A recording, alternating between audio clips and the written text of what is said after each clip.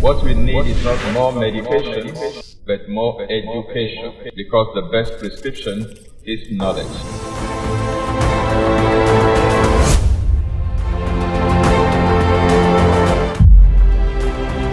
This is Exposé coming to you live from Lagos, Nigeria, every Monday on Instagram, YouTube, and Facebook simultaneously. I'm the regular host, Tony Akinyemi. Don't forget, what we need is not more medication, but more education, because the best prescription is knowledge.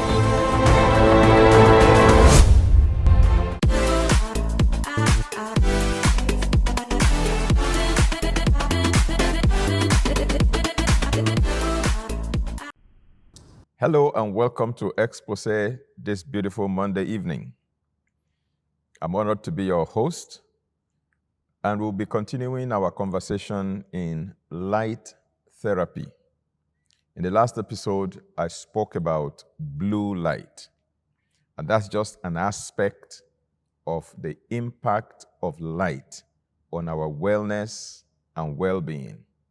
Today, I want to lay some basic foundations, and then we will move on to red light therapy. We've looked at blue light. We'll be looking at red light. Now, let me lay some basic foundations. Number one is that there are over 50 nutritional factors needed by the human body to stay healthy, over 50 of them. And light happens to be one of them. Now, many of us are familiar with the other nutritional factors. If I mention vitamins, all of us are familiar with that. If I mention minerals and trace minerals, all of us are familiar with that. If I mention macronutrients, such as protein, carbohydrates, fats, and oil, all of us are familiar with that. If I mention oxygen as needed for life and health, we're all familiar with that. What about water? We are familiar with that. Maybe even sleep. We are familiar with that. But there are some other factors required by the human body to stay healthy that many of us, even though we are aware of their existence, yet we do not know the impact that they exert on our health. One of them is gravity, for example, the force of gravity. Many of us just think gravity means something that goes up, comes down. We don't realize that gravity actually exerts, an effect on our health. Another one is love. When you receive love, it has a positive impact on your health. When you give love to other people, it has a positive impact on your health. But what about light? We're exposed to light day in, day out. Little do we know that light actually exerts an impact upon our health. So just as the human body needs nutrients from food, light is also a necessary nutrient for our cells to function well. So today and in subsequent episodes, we want to underscore the fact that the human body needs light to be healthy. We really need light to be healthy. Very important.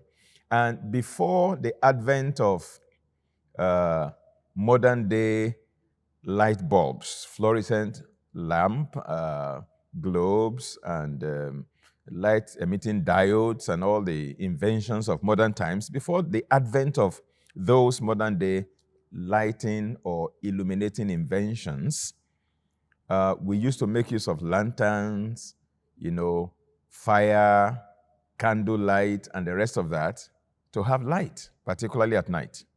All right. Now, the sun is the universal source of light for the whole planet. And the sun emits different types of light. Now, blue light happens to be one of the light frequencies that emanate from the sun. And blue light wavelengths are present in sunlight during the brightest hours of the day. But they are not present. Blue light is not present in fire. Blue light is not present in lantern. Blue light is not present in candle light. What we have there is another, spectrum of colors in those other sources of light. Now, natural light sources such as campfire at night can be so soothing, calming, and actually promote sleep, largely because of their lack of blue light. Now, so the difference between our lantern, our candle light, and our fire from our fireplace is the blue light that is absent in those, and then the blue light that is present in sunlight. Now, plants utilize sunlight for photosynthesis. And quite often, many of us think that is where it ends. We think, oh, it's only plants that need light for photosynthesis. You know, plants use light energy to synthesize food for humans and animals. That process we all were taught in biology and agric science in high school. It's called photosynthesis. Photo means light. Synthesis means the process of production, so to speak. So using light to produce the end product, that's photosynthesis. You are using light to synthesize. So the synthesis of food by plants through the use of light, that's photosynthesis. Now, just as there is photosynthesis and other forms of use of light by plants, human beings also utilize different forms of light. Or let me put it this way, different forms of light exert different effects on our health, on our wellness, on our well-being, on our mood. So when light is deployed as a therapeutic agent, that's called phototherapy. In some quarters, it is also referred to as heliotherapy or phototherapy. Now, so phototherapy is a medical treatment in which natural light or artificial light is used to improve a health condition. Now, the treatment could be the use of fluorescent light, for example, fluorescent light bulbs, or halogen lights, or even sunlight, or LEDs, light-emitting diodes, to exert some biological effect on our cells, on our body, on our mood. Okay, that's called phototherapy.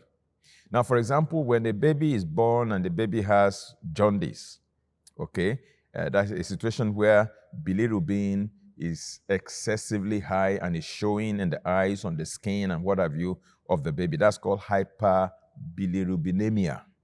Hyperbilirubinemia. In other words, high level of bilirubin, okay, or jaundice.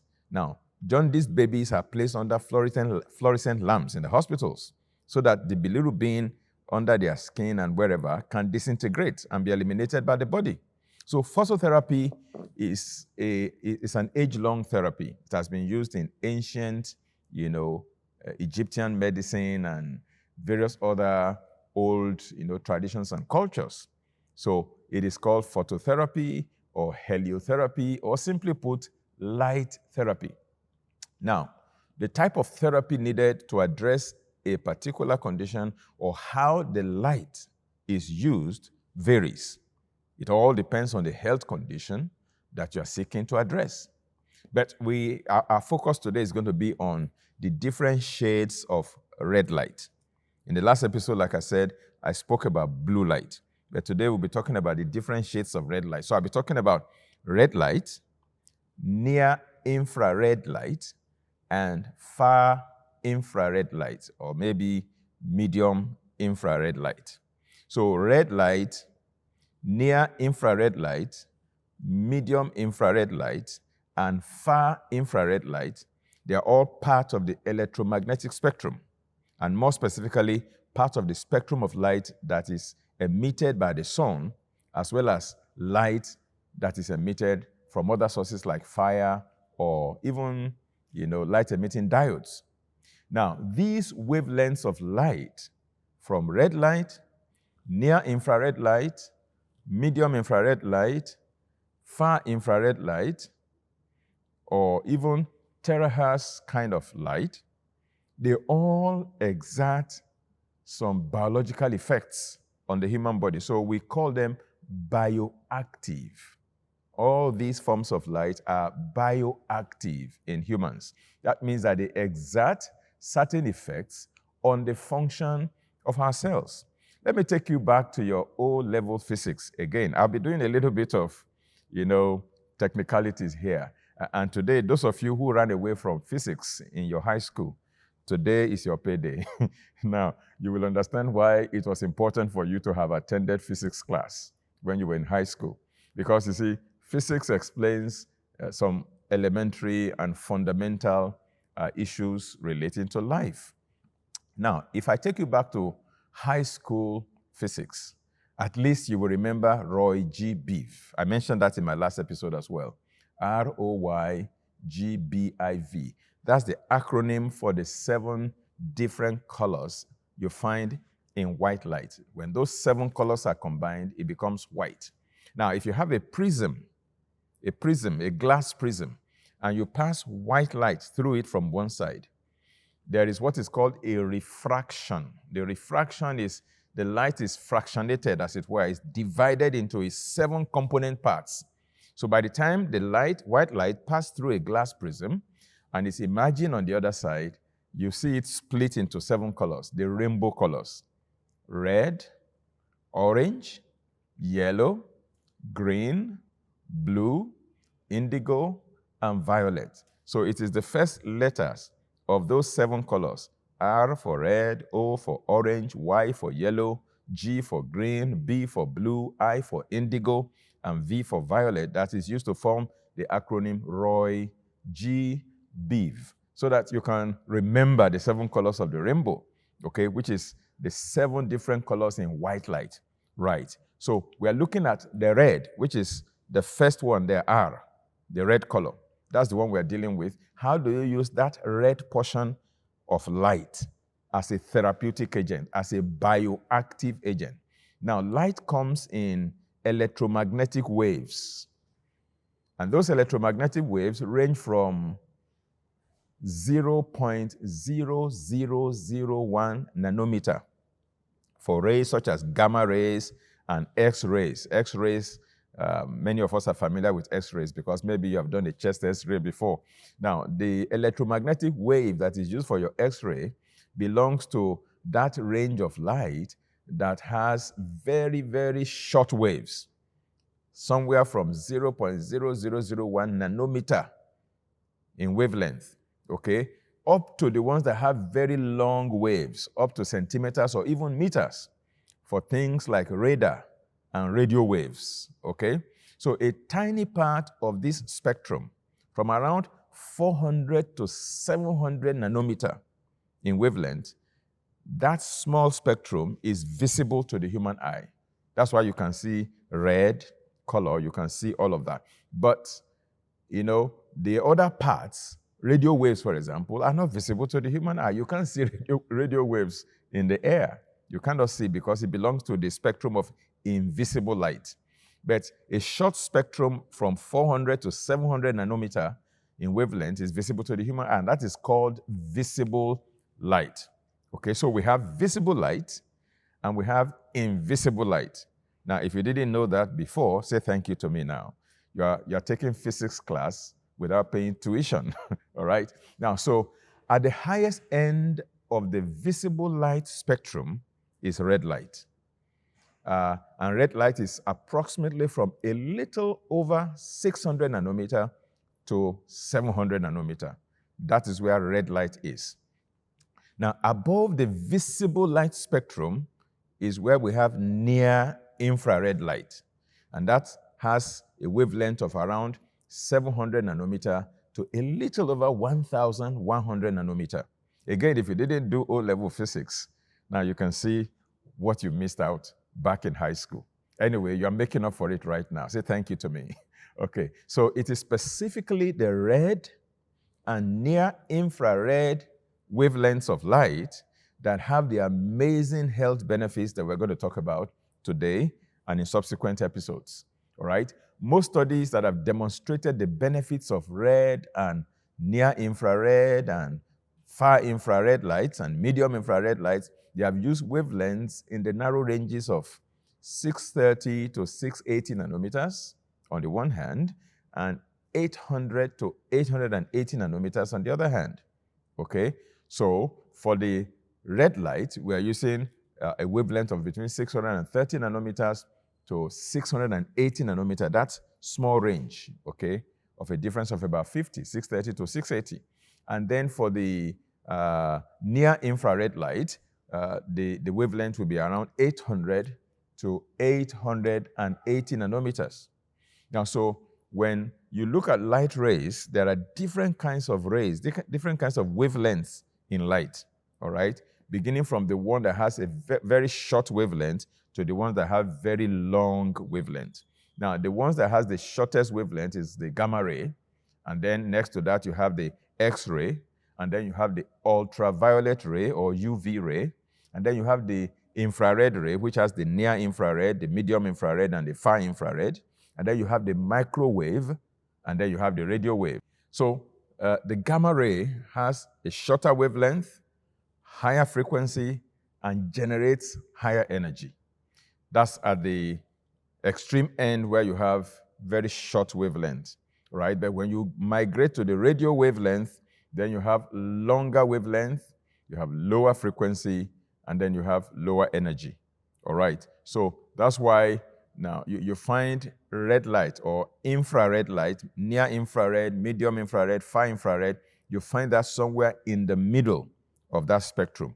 Gamma ray being at the extreme of shorter wavelength, radio wave being at the other extreme. Or let me say gamma ray and X-ray at the extreme, short wavelength, microwave and radio wave at the extreme, longer wavelength, and then sandwich in between that, you have the ultraviolet ray and the infrared ray.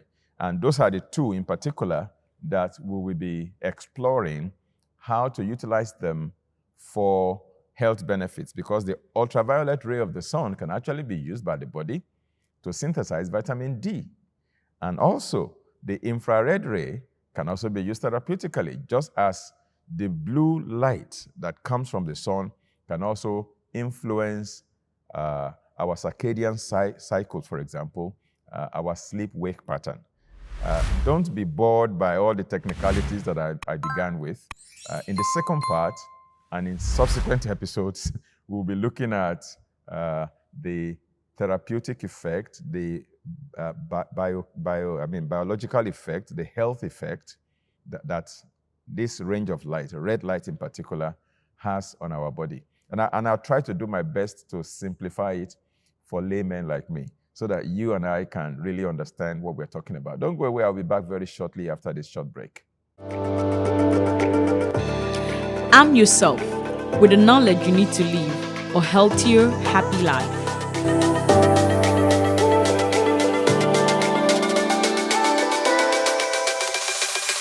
Join Rev Tony Akinyemi and his team of healthcare experts as they teach you all you need to know to fortify your body against diseases.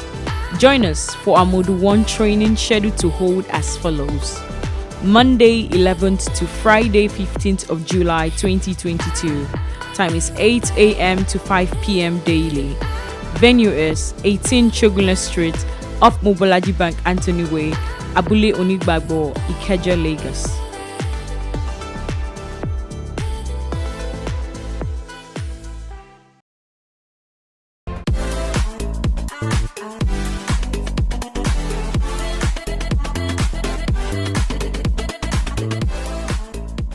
Welcome back to Exposé, brought to you by the Shepherd's Flock International Church, and I'm your regular host, Tony Akinyemi is my name.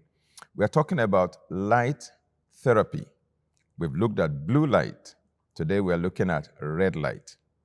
And I have explained the light spectrum, starting with gamma rays to radio waves. And somewhere in between, we have the red light, which has the red light, the near infrared light, the mid infrared light, and the far infrared light.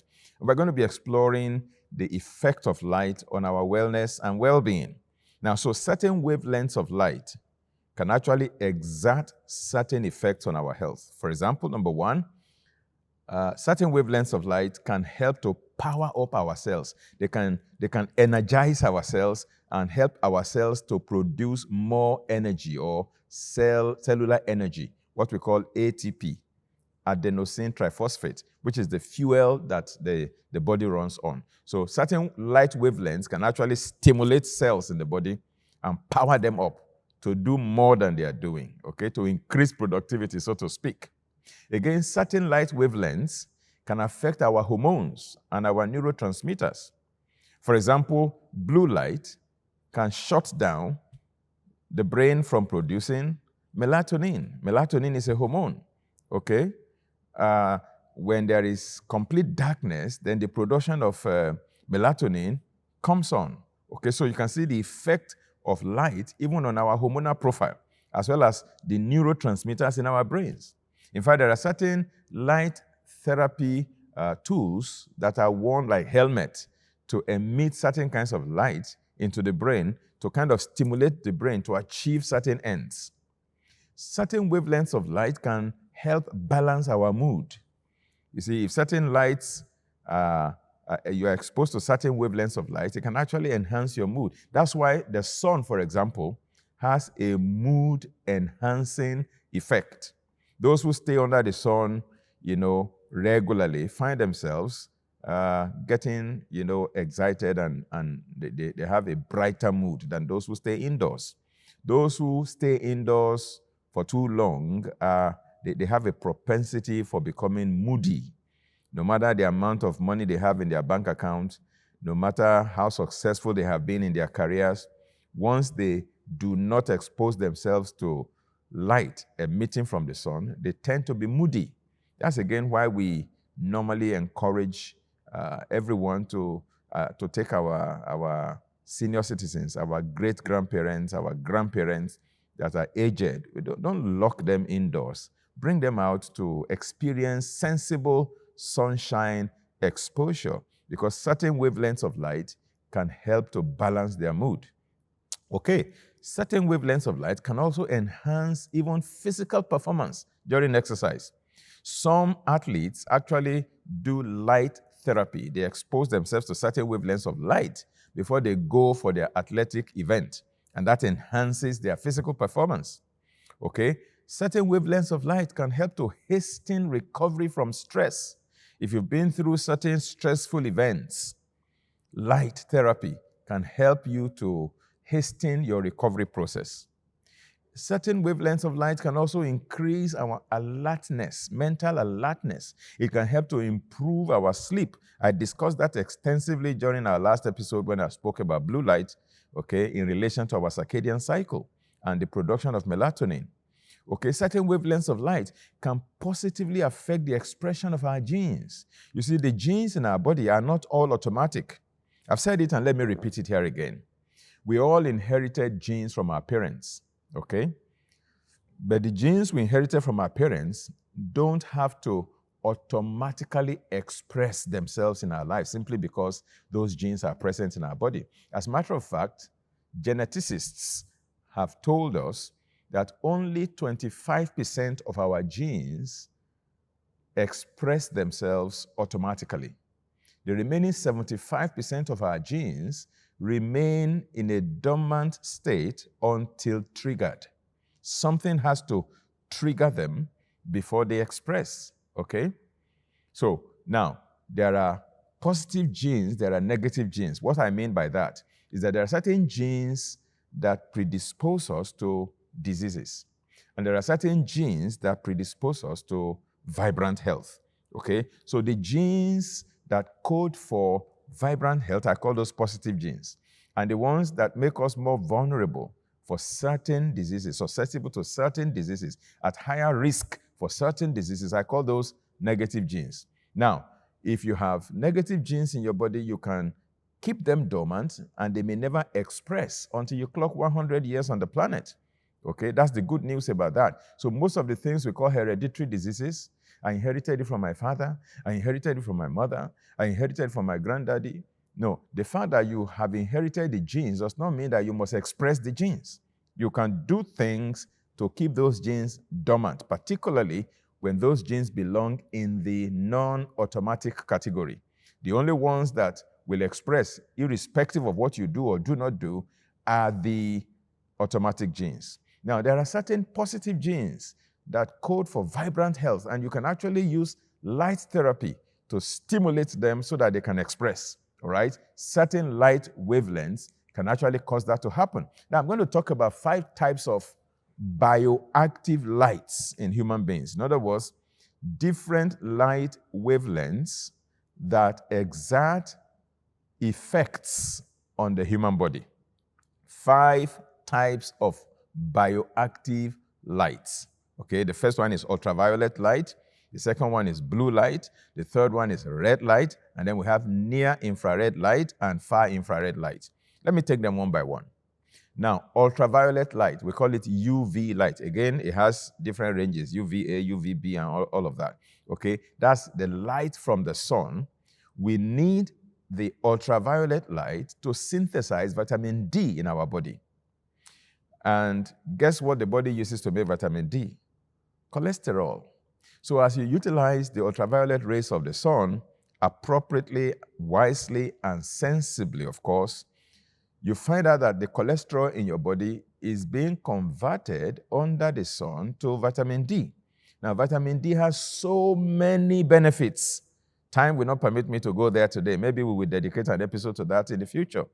The health benefits of vitamin D in particular. In fact, when you are deficient in vitamin D, then you make yourself prone to developing certain diseases. You know, skeletal diseases, for example, prostate problems, viral infections, teeth problems, dental problems, you know, immune problems. So many problems will arise. Cancer problems when you are deficient in vitamin D. So you do need a good dose of vitamin D in your body. Unfortunately, most people, even in tropical Africa, in West Africa, where we have 12 months of sunshine, 12 months of summer, are still deficient in vitamin D. Why? Because we do not understand the benefit. We don't go under the sun. And when we go under the sun, we carry our umbrella to shield ourselves from the light of the sun, and maybe also from the heat of the sun. We are trying to protect ourselves from the heat, but, you know, that is the unintended consequence of also protecting yourself from the light that you need. Okay, so when you stay under the sun, the ultraviolet rays of the sun helps your body to make vitamin D.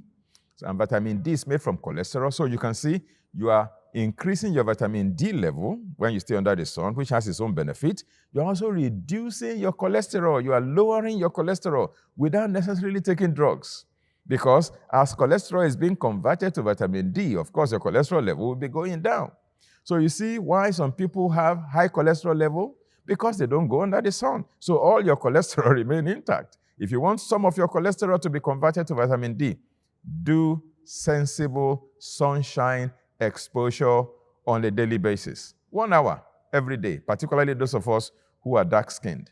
Those who are Caucasians, 30 minutes will do, okay? 1 hour to 2 hours, particularly before it becomes hot in the early part of the day when the sun just comes out. You have the light of the sun, not the heat of the sun. You have the light of the sun. That's the best time to do sunshine exposure, so you can lower your cholesterol on the one hand, increase your vitamin D level on the one hand.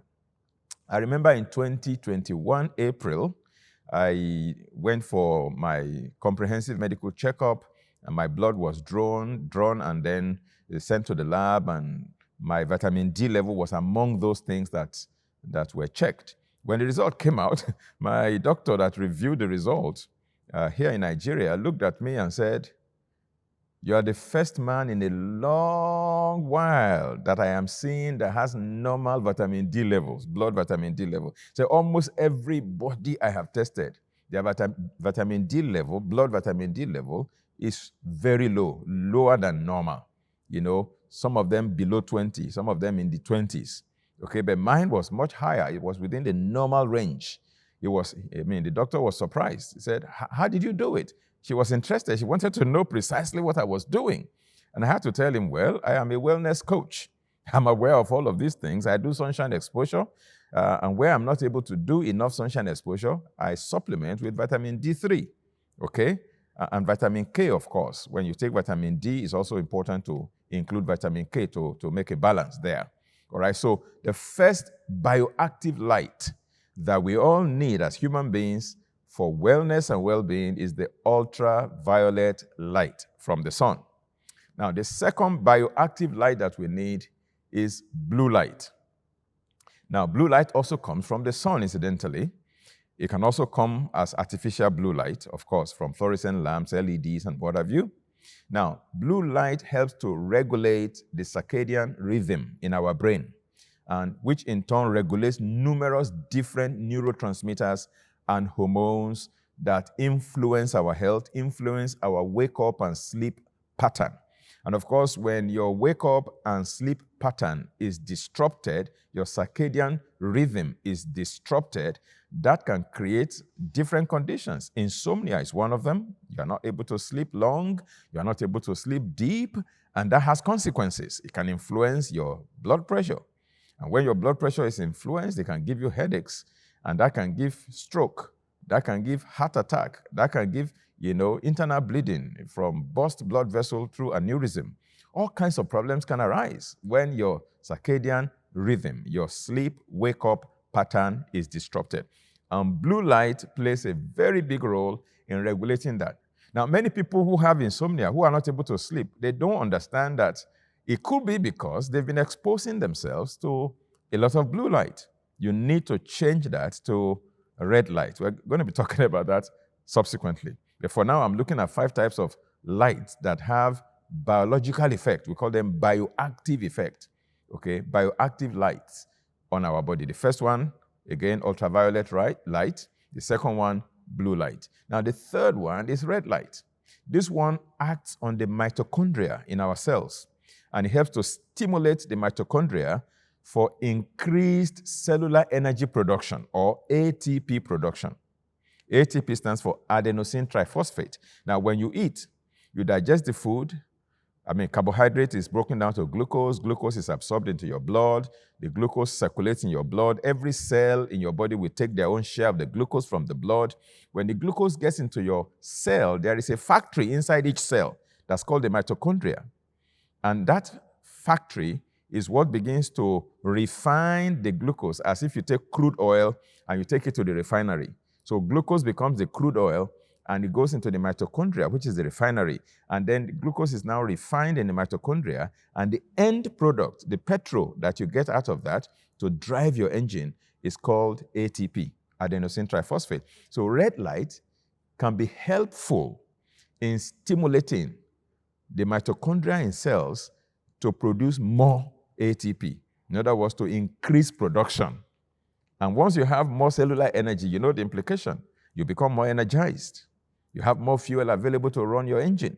So that's the third bioactive light, red light. And then the fourth one is near infrared light, or NIR light. This one also does exactly the same thing as red light. It acts on the same pathways as red light. It particularly also stimulates the mitochondria in our cells to stimulate increased ATP production.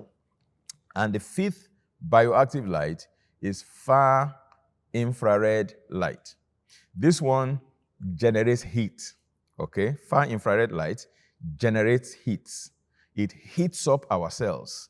And that's the part of, the sun's light spectrum that we feel as heat. When the sun shines, far infrared light is also coming from the sun. That's the one that we feel as heat, okay? Now, so we see blue light in the morning when the sun shows up. There's no heat in it, just illumination.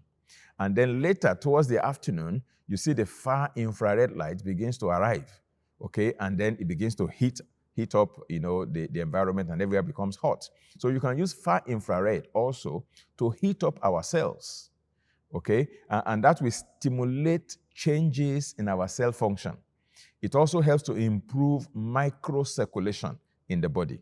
It's the same kind of light, far infrared light, that is used in far infrared saunas or far infrared energy rooms. Of course, on Exposé, I have done, I think, 2 episodes on far infrared energy room, okay? And I'm sure some of you saw it when it came up. If you didn't see it, please go back to our archive on YouTube and watch our 2 episodes on far infrared energy room. That's the light that is used in that energy room, and it has many, many therapeutic effects. So our health depends on getting the right dose of these 5 types of light. The right dose of ultraviolet light, the right dose of blue light during the day. Of course, we need those two, ultraviolet light and blue light, particularly during the day, and maybe far infrared light also during the day. But red light, near infrared light are better, during other times as well. You can use that also apart from during the day. But when it comes to ultraviolet light, blue light, when it comes to ultraviolet light and blue light, those ones are better when they are used during the day. Now, when you use those during the night, they have a way of, upsetting your circadian cycles. That's why, people suffer from jet lag, for example, when they change from one time zone to another time zone, because their circadian cycle, from where they are coming from, does not match where they're going to because of the time difference, the different time zones. So they need to reset that circadian cycle in order for them to be able to sleep and wake when others are sleeping and waking at the same time. Again, light, different spectrums of light have different penetration levels into our body. If you shine your torchlight, for example, on your skin, the light may not penetrate your skin deep. But when you shine red light or near infrared light or far infrared light to the body, it actually penetrates deep into the tissue, much more than blue light.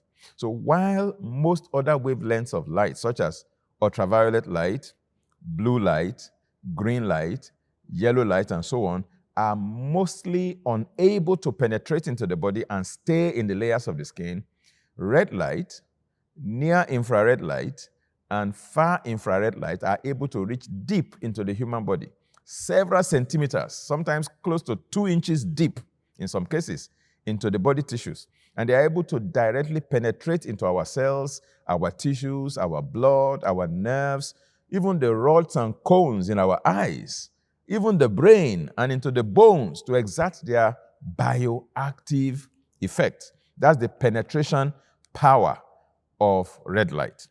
Now, I hope they can show you an image that I have, to show samples of conditions that can be treated with light therapy, particularly red light therapy.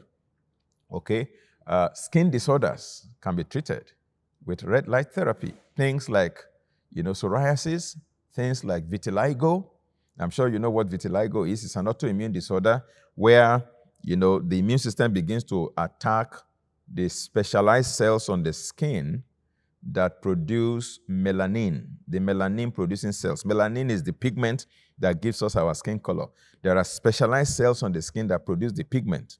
When the immune system begins to attack those cells, then those cells are no longer able to produce the pigment, and those places begin to turn, as the skin of a Caucasian or an albino. If anybody has vitiligo, I normally will recommend something to help modulate their immune system so that the immune system can be calmed down, not to attack the skin anymore. And meanwhile, the areas that are already that have patches, you put that under light therapy. It can be far infrared, light therapy, or near infrared light therapy, or red light therapy, or different other kinds of light therapy. There is a device called iTerra-Care. I'll be talking about that hopefully in the next episode. So skin disorders can be treated with light therapy. Some cancers and pre-cancer lesions can also be treated with light therapy. Our mood and sleep disorders, seasonal affective disorder, depression and such other mood disorders can be treated with light therapy. High level of bilirubin, hyperbilirubinemia, and jaundice can be treated with light therapy. Skin cancer can be treated with light therapy. Of course, that will not be the only therapy. It will be one of the many protocols needed to help in, addressing the situation. And those who have insomnia, who can't sleep well, they can be treated with light therapy. I remember my first major experience in light therapy was in the United States. When I normally take time to visit a number of integrative medical clinics in the United States whenever I travel there, just to see what they're doing and the therapies available and what have you. So I visited this particular one, and I had to wear that thing like, very large goggles, and it was a kind of light therapy where I laid down and they combined it with sound therapy. You're having light beamed into your eyes and your brain, and then you also have one plugged to your ears, and there is the kind of sound that's also playing to kind of stimulate certain biological activities in the body. I mean, it's non-invasive, it's painless, it's fun, okay? And it helps in calming, it helps in balancing hormones, it helps in, remodulating your sleep-wake pattern and many beautiful things. Okay, there is a lot more to talk about light therapy, particularly red light. And this is how far we can go today because of time. In fact, I've been told that I've already overshot. So we'll be coming back during our next episode to continue this conversation on red light therapy. Do have a beautiful evening. This has been Exposé, brought to you by the Shepherd's Flock International Church. I'm your regular host, Tony Akinyemi. Don't forget that what we need is not more medication, but more education. For the best prescription is knowledge. In case you are yet to like us on Facebook, please go ahead and do so right now. I tell people, even if you don't like me, at least like me on Facebook, all right? And if you have not already subscribed to our YouTube channel, this is your opportunity to press that subscribe button and also press the notification bell so that whenever we come live, you can be notified by your device, by your phone, by your iPad, by your laptop, your desktop, and then you can join us. Arm yourself with the knowledge you need to live a healthier, happy life.